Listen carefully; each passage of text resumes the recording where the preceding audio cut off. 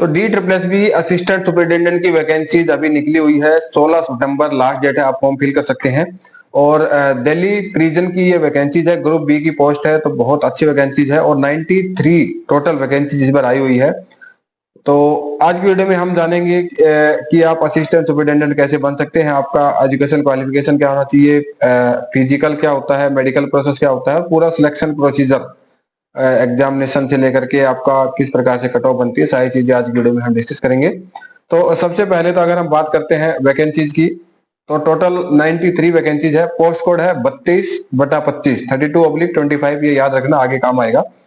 तो दिल्ली रीजन की ये वैकेंसीज है और टोटल जो है 93 वैकेंसीज है। वैकेंसीज का ब्रेकअप आपको दिखाई दे रहा होगा। 38 यूआर वैकेंसीज है, ओबीसी 25, एससी 14, एसटी 7, ईडब्ल्यूएस 9। इसमें जो है ग्रुप बी की पोस्ट है, इसलिए यहाँ पे आपको एक्स सर्विसमैन का कोटा नहीं मिलेगा। तो उसके बाद बात करते हैं फिजिकल स्टैंडर्ड। तो यहाँ पे मेल और फीमेल दोनों अप्लाई कर सकते हैं, तो दोनों का अलग अलग फिजिकल स्टैंडर्ड दिया हुआ है। अगर हम बात करते हैं हाइट की, तो 165 सेंटीमीटर हाइट आपको चाहिए मेल के लिए, जिसमें कि 5 सेंटीमीटर रिलैक्सेशन मिलेगा आपको नॉर्थ ईस्ट और जम्मू कश्मीर लद्दाख के सेक्टर के लिए, जिसके लिए आपके पास एक सर्टिफिकेट होना चाहिए, हिल एरिया सर्टिफिकेट, जो कि आप एसडीएम या फिर तहसीलदार से जो है आपको लेना पड़ेगा। चेस्ट वही है, मिनिमम 81 सेंटीमीटर और एक्सपेंशन के साथ 85 सेंटीमीटर। इसमें भी 5 सेंटीमीटर जो है रिलैक्सेशन है, जो कि जिनके पास हिल एरिया सर्टिफिकेट है।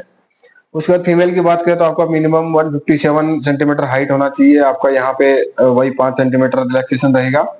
सेम सर्टिफिकेट आपको यहाँ पे भी लेना पड़ेगा। पीईटी की अगर हम बात करते हैं तो आपको यहाँ पे 1600 metre 1.6 kilometre 6 minute and 30 second में मेल के लिए है, और फीमेल के लिए जो है 800 मीटर 4 मिनट एंड 30 सेकेंड में। आपको यहाँ पे मेल का हाई जंप 3 फीट 6 इंच और ब्रॉड जंप या फिर लॉन्ग जंप अगर बोले तो 13 फीट का जो है लॉन्ग जंप रहेगा, जबकि फीमेल के लिए हाई जंप 3 फीट और लॉन्ग जंप जो है आपका 9 फीट रहने वाला है।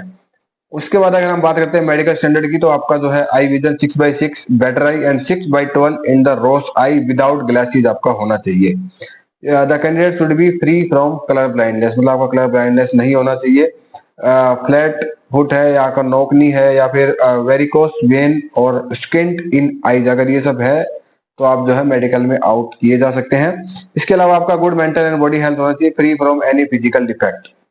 और यहाँ पे एक नोट में लिखा हुआ है there would be no appeal against the PET, मगर अगर आप अगेंस्ट पीईटी में अगर फेल होते हैं तो आप जो है अपील नहीं कर सकते हैं। तो ऐसा नहीं है कि सेम डे आपको जो है पास होना पड़ेगा, उसके बाद दोबारा आपको चांस नहीं मिलेगा। उसके बाद हम बात कर रहे थे एग्जामिनेशन स्कीम की। तो यहाँ पे देखिए 1 टायर एग्जामिनेशन स्कीम है। आपको जो पोस्ट कोड दिखाई दे रहे होंगे, इसमें तीसरे नंबर पे है 32/25, जिसकी की हम बात कर रहे हैं असिस्टेंट सुपरिटेंडेंट की।